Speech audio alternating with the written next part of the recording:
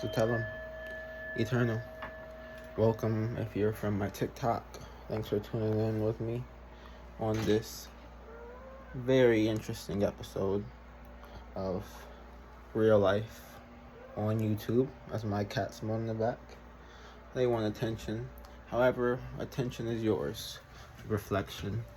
And I am here to speak on sacrifice. And what does it mean to be a sacrifice? A sacrifice is a conjunction of a timeline on an exponential rate to coincide a diplomacy of peer pressure to the validity of the past timeline. So, for example, we give up our time of day and the work energy to have a living abode, to castrate our reality in four walls. And this was told 101 on the clock. This was created to be a positive sacrifice, that everybody must do to maintain life and living and the value and social status and economic structured plans for kids and 401ks. You get the point. Taxes, all of these representations of sacrifices that you kind of don't really have a initial system of where it goes to. You can't tangibly grab these sacrifices we make on a daily and subtle and second basis. There's so many we don't even notice intrinsically with everything that goes on that we can't bear in our reality and our perception. And I'm not trying to get on a tangent. This is about sacrifices, but I want you to understand before we talk about the actuality of the esoteric sacrifice, we need the regular schmegular ABC simplistic retro form of sacrifice.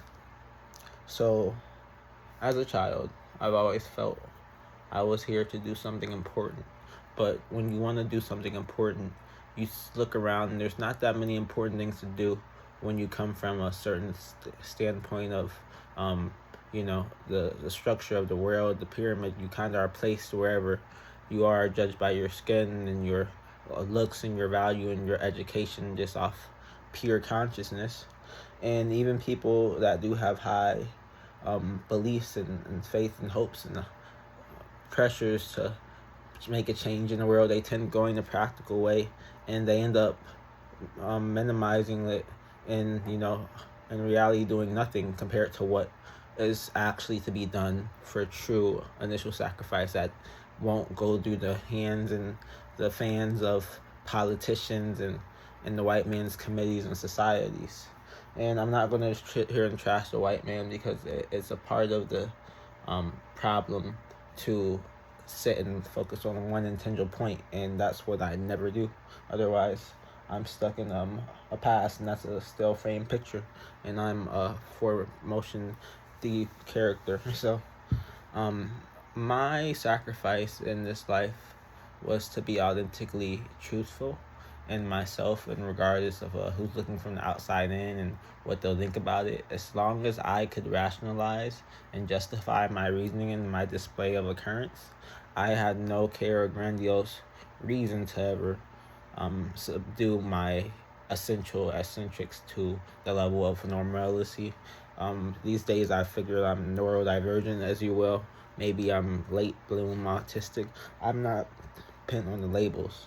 However, the circumstances that have brought me to 25 years to life have left me heart scarred, feeling valueless, and systematically oppressed. So I realized who was once a person systematically oppressed by the juncture of higher society before. And you can only go back to the Bible if you ever want to meet the people in the middle of the line. And I'd have to say I've lived the present life of Jesus. And it's not that I started to do it, unnaturally. It just organically became who I was, because I was always searching for deeper truth. And that's typically how most grandiose master teacher students come into play. They don't necessarily find it, it finds them. And what feels right is what is done, and to whom it is given, a lot is received. So I've been given a tray of cards that have placed me in the presence of a patronizing society here to disintegrate me into a less of a human being. Yet I casually show and gracefully that I'm more than that. They put me in jail for the last 4 days. 3 days, I had one night, so a night and 3 days fully, just about. I went to King County. It wasn't bad, before I even get into getting there, it's like, why did you get to jail? So, long story short, I have a ex-girlfriend. She used to live with me about 3 months ago. She was about 2 months pregnant when she lived with me that 3 months ago, so she should be about 5 or 6 months pregnant. She's ghosted me since she found stuff on my phone and refuses to communicate. I've been naturally calm and consistent trying to communicate, and just recently I kind of lost my care to be natural and calm and less chaotic, because that's naturally the type of person I am. So I go to her house and I'm just outside waiting, and you can check on my TikTok. And then the lady from her apartment, she also lives in the yard where you could see me waiting for her, because I just want to see her when she gets home. I just want to talk to see if she's really pregnant, so I can move on my life. I don't think I'm asking for too much. And this lady, racist, she typically starts telling people don't let me in, as if I was trying to break in or something, even though I was just waiting for my ex to get home. Eventually I'm meditating there, minding my business, and it's getting dark, but I'm still gonna wait because I have to use my bus. The bus and my bike to get to my ex's abode. And sure enough, while I'm meditating, I hear woo, and then I hear all these steps, and sure enough, it's police officer group. It's just how it is. White society of a group of frat boys in the form of a cop gang. They're not bad guys at the end of the day. It's a bad system, and they're unconsciously driven to be a force of it. It's like human beings are AI, if you ask me, because naturally they're just doing what they're told, and you never question who's doing the telling what you're doing, and nobody asks for questions. It seems like everybody cares little to none about who they're taking direction from, but rather there is a direction, and it's like you don't know what's straight until somebody shows you a curve. And I feel like people just haven't seen curves, as in there's more than meets the eye. And I know that's such a simple way to say it, but it's intrinsically a truth that we all have different lenses on, whether it's subtle or disagreeably uncounteringly different. So with me in this perception, being a peacemaker, trying to be outside of her place, meditating, sure enough, they arrest me and they skip me down, frisk me down. I'm just calm as whatever, and then just they asked me some questions. I was like, I'm doing things to be at peace, and they're like, "Are you okay, dude?" He's like, "You're a deep thinker," because I was just I had just got done meditating, and I was like, "I'm fine, but are you taking me downtown?" He's like, "No, we're just detaining you." I said, "Oh, okay, yeah, I don't have anything. They're checking me. Any guns?" I'm like, "I don't have anything. I was just here meditating. I'm just waiting for my ex." And sure enough, they run my name, and I actually have a warrant. I have a warrant because I have this case from a year ago that I decided to plead not guilty to, and they're still trying to linger on me. And I don't have a record. I never did have a record. I've always been a good kid, aside from my, the prescription of what people take in from first eye view. And I always kept by that, regardless of what people think I look like. I know who I am and what I look like inside and my internal. And it never bothered me from the external until they used the external to paint me and a portrayal that could negatively affect my internal. And that's where I draw the line. That's where I've always drawn the line. It's just as I got older, I realized the line had to be drawn more thick. And, as these ages get more thick, we only have so much time to make the change, whether it's you're the fact of the change, the matter of the change, or the spark. But change is constant, and so you have to constantly push the name of change, whether it puts you in a bad position and circumstance.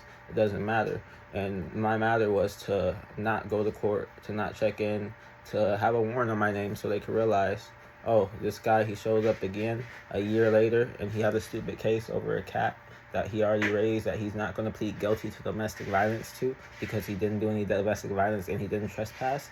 And so I've been painted as this malicious, intended human being, and it's exactly what I'm not. So I'll fight my tooth and nail to continue that. They know that's not me, and they know that's not me. However, they don't care. They want to create a system, so I'm gonna make them, push me until they want to push me as far as they can, and I'll give them karma and I'll deliver, and I did deliver. So I went to King County, and everywhere and everyone I approached and touched, I lit up. I went with great vibes and positivity. I cracked jokes. I told one of the cops like, "Oh, I'm claustrophobic." I was playing the guy when he took off my clothes. I'm like, "Oh, this your favorite part, right?" Like I'm a good spirit, I'm a good sport, and they all knew that. So I just love how it's beautiful that I can continue to be a prosperous, happy, good sport in such a circumstance and situation. Was I intending on getting arrested? Absolutely not. Did I actually forget I had a warrant? Yeah, because I practice the law of detachment where I don't think about, negative things that affect my life and my humanity. And I had even told my attorney 2 weeks ago via text, like, I'm not checking in, da da da. If they want to pin me in a straight jacket, it's their karma, not mine. And sure enough, I'm eating those words. Here I am, 3-4 days post jail, and I've grown. Like I had a great time going around. Like the energies and the spirits and the people that you meet in jail are one in a million, and it's truly a time to like reconcile with like who I've become and developed. Like I've just made 3 years here, and to finally spend the night at King County, which is named after Martin Luther King. I said Martin Luther King to be named after him. I just kind of laughed and told him how hysterically dystopic it was for it to be Black History Month and I was to be going to jail for just being outside meditating while I was waiting for my ex-girlfriend. But that's the world we live in, and everybody has their own little viewpoint where they can like X stuff out, and I'm at a point where like I don't X anything out for anybody, especially when I'm not Xing out for myself. So I let people know exactly who I was or why I was there. I said I'm a revolutionary. One guy said I'm an outlaw. I'm like, no, I'm a revolutionary, and it's the truth of the matter. So like people will look at this like in 100 years now, and it's like this kid was trying to change the system, because you can't go do the white man's paperwork to change the system. There must be death. There must be atonement. There must be sins. There must be catastrophic disposition. There must be retribution on all keys, on all lanes, on all volumes of life. All sacrifices are deemed essential, and I'm collecting souls, rest assured. So I did what I had to do to penetrate the society that's breaking me and my people, our souls, essence. Ancestrally, it was a calling that had to be taken on by myself. And it's not to put myself higher than anyone, any one point, but it's like when you're the only person to do something and no one can understand why you're the only person, they won't understand for years and years to come. So I'm content with that as long as I'm aware of the system that grows now and that's being disintegrated.